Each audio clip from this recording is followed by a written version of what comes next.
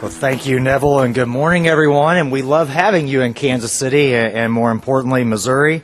Breakfast is great. I always enjoy this hotel. I have to tell you, things have changed a little bit in this hotel since I was last here. Did any of you have one of the special new rooms here? And meaning the workout room? Okay, so I'll admit, when I got in about 9:30 last night, I must have been half asleep when they were talking to me at check-in, and they kept saying, well, we're going to make it convenient for you to work out in the morning. I'm like, why are they worried so much about my workout?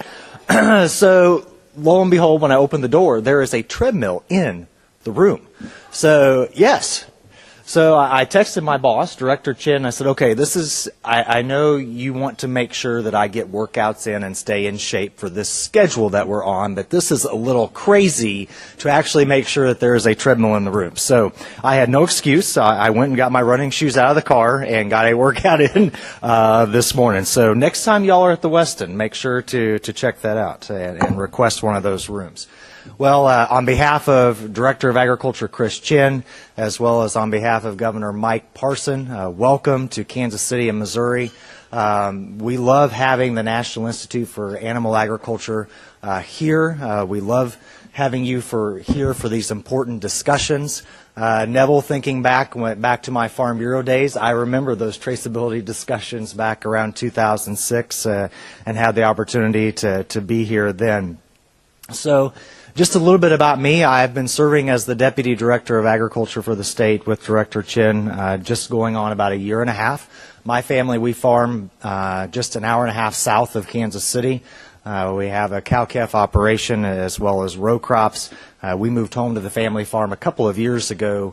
My wife, spending 12 years in the ag education classroom, we decided it was time to move home and start working on farm transition with my folks. And so being home on the farm reminds me all the time that things are continually happening, right? And as I'm keeping up with farm news in Jeff City, when I'm home, I also like to read our little weekly four-state paper called Farm Talk. And I'm sure all of you have your favorite farm publications as well. One of my favorite pieces is always the top 10. There's a top 10 by Mark Parker, and I'm sure he's published in several farm papers. But this one really struck a chord with me. And for those of you engaged in agriculture or having grown up on a farm, I'm sure it's going to relate to you as well. So this one's titled The Top 10 Statements Made Before All Heck Breaks Loose. Okay?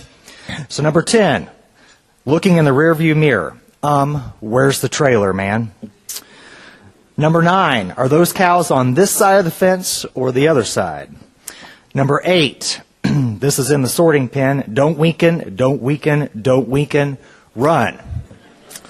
Yes, that relates. Number 7, this one definitely hits home for me. At the working chute. Hey, Dad, wasn't that your bull prospect? Number 6, yeah. Number 6, 30 days has September, April, June, and shoot, I thought the first was tomorrow. Number 5, I told my order buyer I don't mind steers that needed a little attention, but I didn't mean life support. Number 4, so why is that diesel tractor parked by the gas barrel? Number 3, I thought you were going to turn the water off. Yeah, okay. That one hits home. Number 2, get right up behind him like this and you won't get kicked. Yeah. And number 1, aw, honey, you know I didn't mean it like that. Okay? So hopefully those hit home with you. So just a little bit about Missouri agriculture, though, since you are in the Show Me state. I would just say across the board, you think about what's going on in agriculture, uncertainty in the marketplace, particularly with our international markets. We're in the middle of harvest, and obviously prices aren't where we'd hope to be. Just lots of things going on. Missouri coming off of a drought in which it seemed like we were in a hole when you looked at all the states around us. It has been a tremendously challenging year in production ag. But I'd also say that all of us are here because we're in the long ball game, right? We're dedicated to agriculture. We're dedicated to staying in this industry and driving it forward. And much can be said about this issue as well. Many of you have been engaged in the traceability discussion for some time, and you continue to be at the table to talk about how to move it forward. So when we think about Missouri agriculture and our challenges, we also talk a lot about the opportunities. In Missouri, agriculture is our largest economic driver. We're an $88.4 billion industry. About half of it is livestock, half of it row crops, so we're pretty balanced. We employ 400,000 Missourians, and we have 100,000 farms in the state. We rank in the top 10 in beef cows, rice, turkeys, goats, hay, soybeans, hogs, corn, cotton, and chickens. Yes, we are diverse. And we think about the opportunity as we look ahead. We can really break that down into two categories that are the priorities for our Governor, Mike Parson. We're really focused on infrastructure as well as workforce development. For Missouri being in the heartland, we have aviation, we have rail hubs, one of the nation's largest highway systems, as well as we're blessed with rivers with the Missouri and Mississippi rivers. So what we're trying to do in the state is figure out how we can move the needle when it comes to infrastructure. And obviously this isn't just a Missouri issue. I guarantee all of you are having the same discussion at home about how you make critical investments in infrastructure, and this same discussion is happening in Washington, D.C. I would just say when we think about infrastructure, we also look at it from a big picture perspective in terms of agriculture infrastructure, not just the farm network, but our network of processing facilities, our research institutions, our agribusiness. In Kansas City, we're home to the Animal Health Corridor. St. Louis to Columbia serves as a hub for plant science research and investment. And so we're really proud of the discussions that take place in Kansas City, both from a livestock perspective as well as a row crop side. When we think about workforce development, if you've ever heard Director of Ag Chris Chin speak, she often talks about bringing the next generation home. Her two children, and obviously my three children, we're very interested in ensuring that they have the opportunity to carry our farm forward in the future.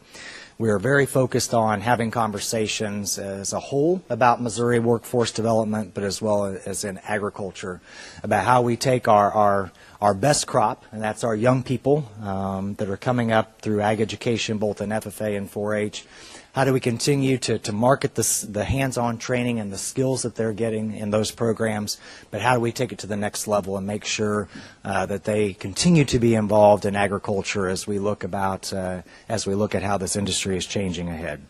So those are just a few thoughts on what's going on in Missouri, where some of the policy discussions are focused right now.